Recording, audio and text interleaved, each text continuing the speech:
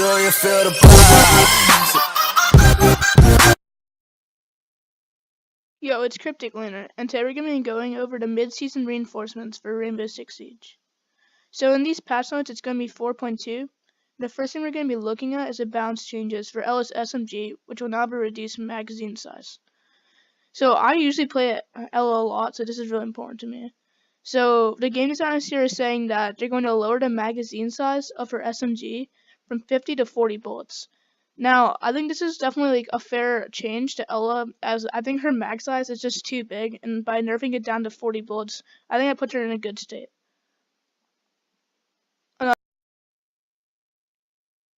It looks like Ubisoft also decided to do a reduction in the concussion effects on Ella and Sophia's gadgets.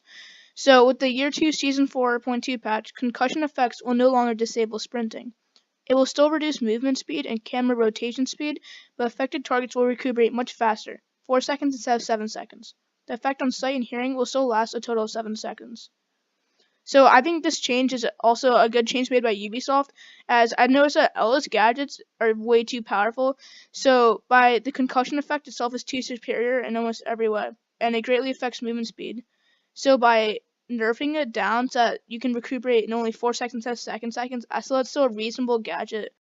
For the Ash R4C nerf, I completely agree with Ubisoft making a nerf to the R4C, as there'll be a damage reduction from the R4C to 39 from 41. So as you can see on the screen, the new normal damage is now going to be 39, and the old normal damage is 41. Ash's hitbox, as siegers know, is way too overpowered, and if they're not going to change that, they have to nerf the Ash R4C a bit. And although I don't think the nerf was too big, it will definitely impact newer players who can't really control the recoil. Another important part, though, is that Capital's Para 308 is going to be getting a buff. So the developers here say, we increase the Para 308's raw damage, which is now to 48 from 43. We also slightly reduce the intensity of the random component of its recoil. So that's really good for Capital, as after his frags were nerfed, like since they took them away, he was really in a weak state. But now that the Para 308 is going to be doing 48 damage, 43 damage, that should really put Capital back to a viable state, which I really think was a good part on Ubisoft's move. The next part that we're going to see is a Twitch shock drone ammo. So game designer notes, Twitch right now is too strong. There's several possible reasons, one of them being that her drone have the potential to deny an unreasonable amount of electronics from defenders. We feel that this change will force players to start making choices about when to shoot or to save their ammo and which defender gadgets to destroy. So if you see there, it says that they're going to be reducing the max ammo for each shock drone to 5 from 15. I think that Ubisoft is making the wrong decision here, because although Twitch may be in a very strong state right now, and she's very viable for offense, by reducing her shock drone to 5 from 15, I think that's too much of a nerf. As if you miss one shot with a shock drone down, then you've already lost one taser. You only have 4 left. So that's gonna make users really conservative with their shock drone, and now they can only save it for maybe mirrors and bandits, which I really don't think was the right choice in Twitch.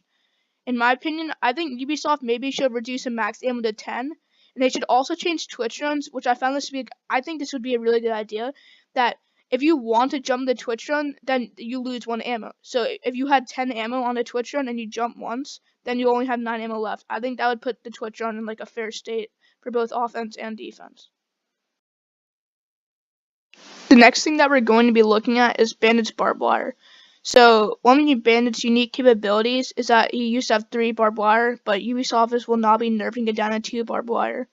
I don't think this is really that big of a change, even though it was nice for Bandit to have 3 barbed wire, as barbed wire, as most people know, is really helpful in a game like Rainbow Six Siege. So the game designer notes, even if L has eclipsed Bandit's pick rate, players still pick him too often. Reducing the number of barbed wires he has should bring him more in line with other defenders. I guess Ubisoft is right with that, but I really don't think he needed to lose a barbed wire. I think his state's fine right now. So when I first saw the patch, I thought, when it said Legion's buff, I thought this would be I was really excited, as I thought it'd put Legion to a more viable option. But as you can see, all they're doing is lowering Legion's goo mine refill time to 30 seconds from 35. I really don't think that's going to make any difference in Legion, and I really don't think that's how you can buff up Legion. They should be trying to upgrade his trap more, and I think increasing its damage on the trap would be a better change. So that's mostly it for the patch notes. I'm going to scroll down a bit more. So there will be changes to the bomb mode, and I'm really surprised by this because since Pro League plays bomb, I didn't think Ubisoft would decide that it needed any changes because I thought it was in a good state. But as you can see here, they're saying that these are the first steps we are taking toward improving the bomb game mode, and we will have more information about our next steps of the 6 Invitational. So you have to look out then to see the new bomb modes. That's it, guys. I think mostly for this. There's nothing really much. There's just some caster camera improvements, some gameplay glitches. So yeah, that's all for today's video. Remember to subscribe, like, and comment down below. And that's Cryptic Lunar. Peace out.